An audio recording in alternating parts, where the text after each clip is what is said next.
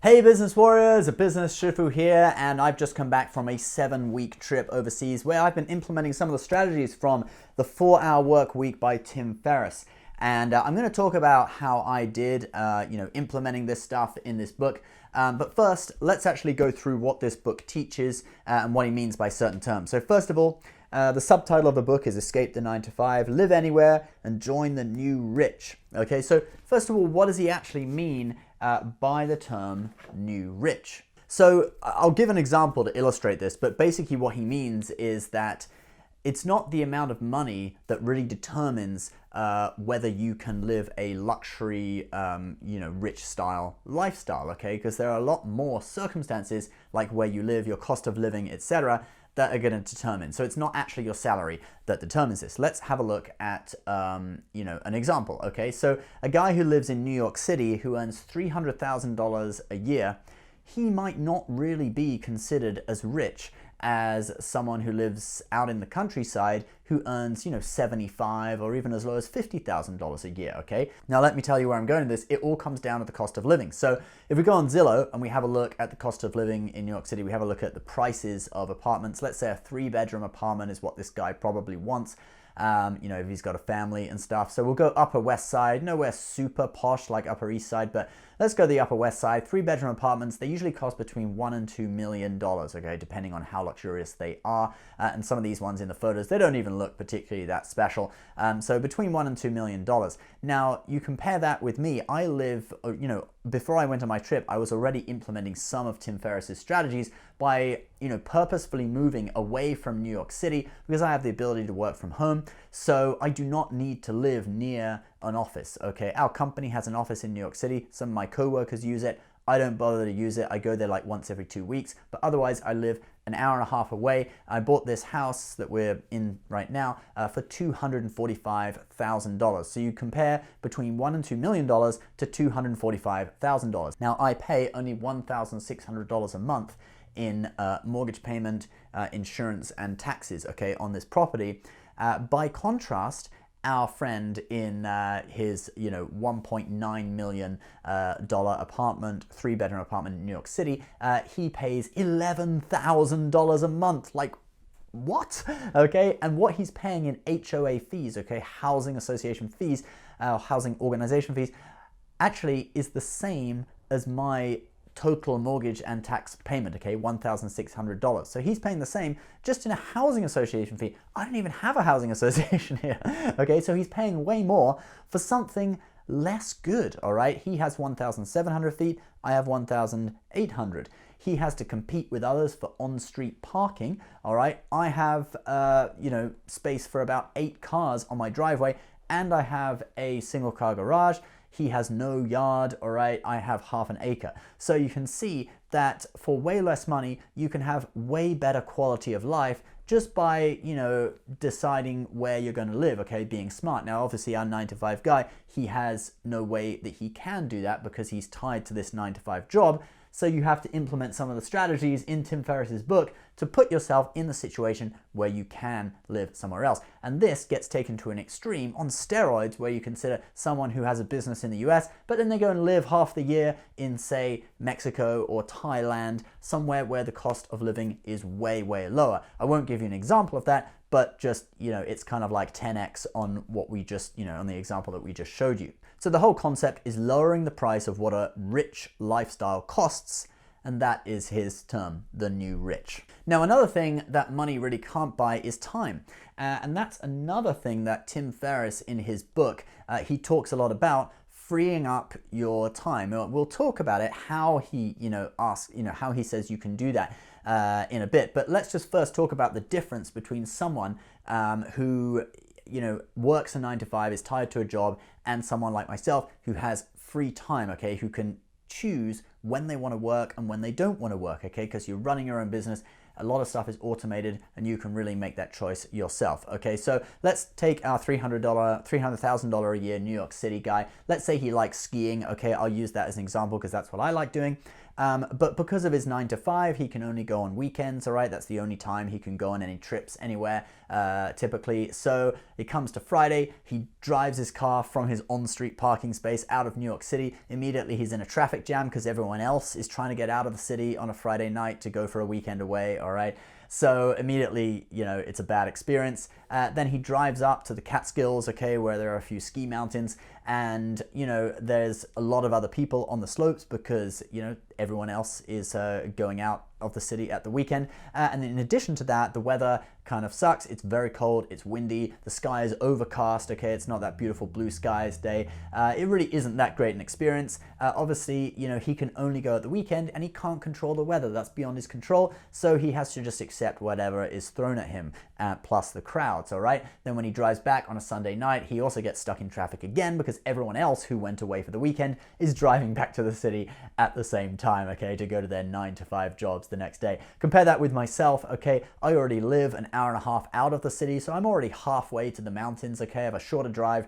I get on the road, there's no one else around because not that many people live here, okay? The population is a lot smaller than New York City. I can choose when I go to the mountains, so I'm only going to go on days where there are beautiful blue skies immediately after it has snowed, okay? So literally snowstorm the day before, I book the ticket, next morning I'm at the mountain and there are blue skies, I have an incredible day. There's not that many people there because it's a weekday. This is a work day, this is a Tuesday, so not many people are here, they're all at work. It's the one great thing about having my job, which is totally flexible. I worked my butt off yesterday, so I could have a day off today. So you've got the mountain, not totally to yourself, but half to yourself, and you have a great experience, and then it's a weekday, so there's not much traffic coming home, okay? Who do you think has a better quality of life? Who do you think feels more rich, okay? The guy who's actually rich by, having more money, who lives in the city, or the guy who has, less money, maybe about a third. I can earn about $100,000 a year. The guy has a third of what this, kind of rich guy by normal standards has. But, just because of his life circumstances, he can actually have a far more enjoyable time living because of his decisions.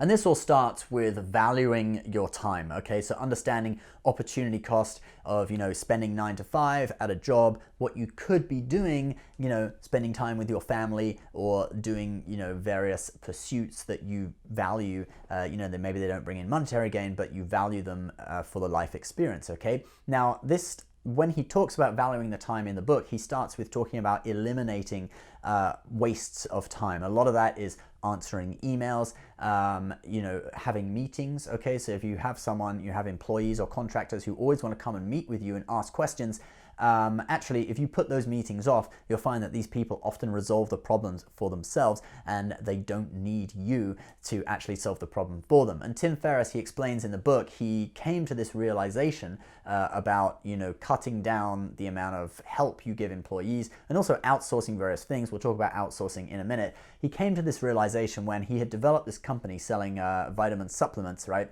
And another company wanted to buy his company. But he was worried because he played such an integral role in it, he felt the company couldn't function without him. So he spent quite a long time automating and outsourcing a lot of the stuff so that the managers below him could basically manage everything and manage it without him. Then the deal fell through, okay, so he didn't sell his company at that time in the end. He later did sell it, but at that time he didn't sell his company. But what he had was a totally automated business that didn't require him. So he just decided, look, I've got this great opportunity. I could just go on vacation for like several months, okay? And he actually called this a mini retirement while you're still working, that you could just take the time out, go away for a few months, and you're going to enjoy it more because you're in your prime. You can do a lot of things that you wouldn't be able to do once you're older and you've retired, okay? Like sports, like skydiving or skiing, or, he competed in some like dance competitions or something in South America, random stuff. But anyway, and it all comes from automating your company, automating your business. So another big factor of it is outsourcing. You have to dare to give employees more responsibility and trust that they can actually function without you. And a big point in his book is that if you give too much attention, too much help to employees, they actually will always rely on you. You have to just dare to cut the cord and be like, look, I can't always answer your email. He answers the email only once a week, and he spends, well, I think it was 4 hours. He said on average, it's a 4-hour work week while he's out of the country on what he calls his like mini retirements. The 4-hour work week, we should just clarify, doesn't mean all the time. It just means his company operates in such a way that he can step out and just do 4 hours work a week. But when he is in the United States trying to develop the business more, he does often work a lot more than 4 hours a week, but it's just it has the potential that he can completely step out and just do 4 hours of, answering emails or answering the phone per week. Now, I did say that I had just gone on a mega trip. I went all over the world. I went to Japan, Taiwan, the UK, Dubai, France. I went a load of places. It took 7 weeks. It was very, very cool. I was following, Tim Ferris's advice because I spent about a month in Taiwan, which is considerably cheaper than the United States. The cost of living is about half, what the cost of living here in the US is. You can have like a full, dinner for like $3 or $4, maybe if you're, really spending hard, like $6, you can have dinner for. So I spent very little money while I was out in Taiwan. Obviously, you guys know I do a lot of credit card points and stuff, so all the hotels I stayed in while I was there, and I did stay in pretty much totally 5-star hotels while I was there, that was all from credit card points, okay? So that's something extra on top of Tim Ferris's strategy. But you could rent an Airbnb over in Taiwan. You can rent like a luxury 2-bedroom apartment for about $800 a month. So that's that's half what I pay in rent over here. And if you're really serious about it, you could also rent out your own house as an Airbnb or something while you're away to get extra income and cancel out and then earn more money on top of what you're spending while you're away.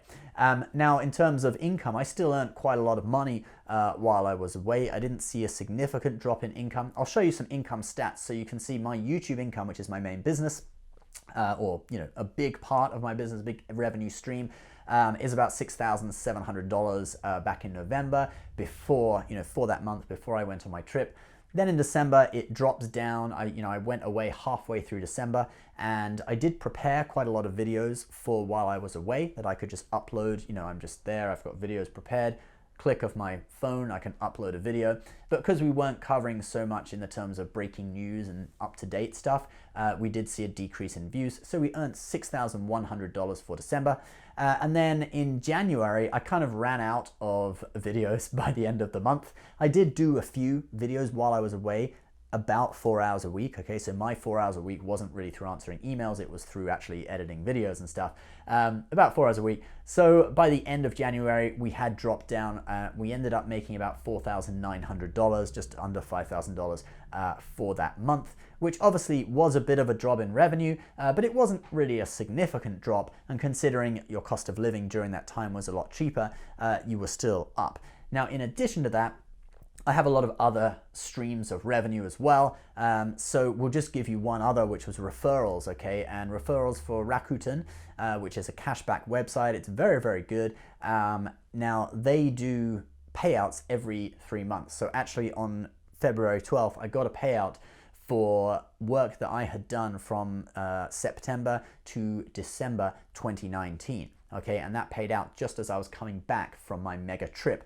So you can also have plans like that where you do work within a certain period of time, you're going to get paid for it and it's going to cover something in the future, all right? And that was really why I wasn't worried that I lost out maybe about $1,700 in revenue for January. I got $7,000 on February 12th, which more than made up for the stuff that I had lost out on during January, okay? So there are a lot of strategies, and once you have this stuff set up, you have referral codes on videos that are getting a lot of views or stuff like that. A lot of this becomes automated. I also have editors that I can send, raw footage to, and they can edit a video for me. And now I actually have writers as well. So, that's kind of my business. I want to give a conclusion though about the book, because this video is about Tim Ferris's book. I think it's an amazing book. It is very good, but there's one big problem with it, and that's that it kind of all falls on deaf ears unless you actually have a business in the first place, okay? He does talk about some stuff for people who work 9-to-5 jobs, but really this book, who it's most applicable to is people who are self-employed. So what I would say to people is that if you want to implement the amazing strategies in that book, you first of all need to actually go and study something to do with a business that you want to start, okay? So in my case, that's YouTube. If you wanted to do that, you could learn, you could go and do courses on how to be a YouTuber, or just start yourself and learn along the way. But there are so many other things you could do, it might be Amazon, selling on Amazon. It might be investing in investment properties. It could be starting a physical store and employing people to work there, franchise. There are so many business ideas that you could do. As soon as you have a business and you've kind of learned how to, make money and do that business well, the next step, I would say, would be reading this book to learn how to automate that business a lot more and how to free up a lot of your time so you really can be one of the new rich and, go skiing on a bluebird day when no one else is on the mountain, or whatever you like to do, okay? Whatever hobby floats your boat. Tim Ferris, it was competing in dance competitions in South America and winning, I think, some kickboxing competition or something. I can't remember what it was, but anyway. So guys, please leave your comments below if you enjoyed this review of Tim Ferriss's 4-Hour Work Week. And if you are an entrepreneur, you probably are interested in investing in the stock market. I'll give a plug to one of our affiliates that we work with, Webull. We'll put the link to their stock trading app below. You can get 2 free stocks just for signing up, okay? 1 free stock for just opening an account with them, and another for depositing $100, which obviously still your money. You can invest it, you can do whatever you like with it, buy ETFs, stocks, options, whatever. So I'll put their link to Webull below. You can get 2 free stocks for signing up. Thank you so much for watching this video. Leave your comments about Tim Ferriss's book below. Please subscribe for more business videos. I'm going to try to do at least once a week, but hopefully more. And we'll see you next time. Bye-bye.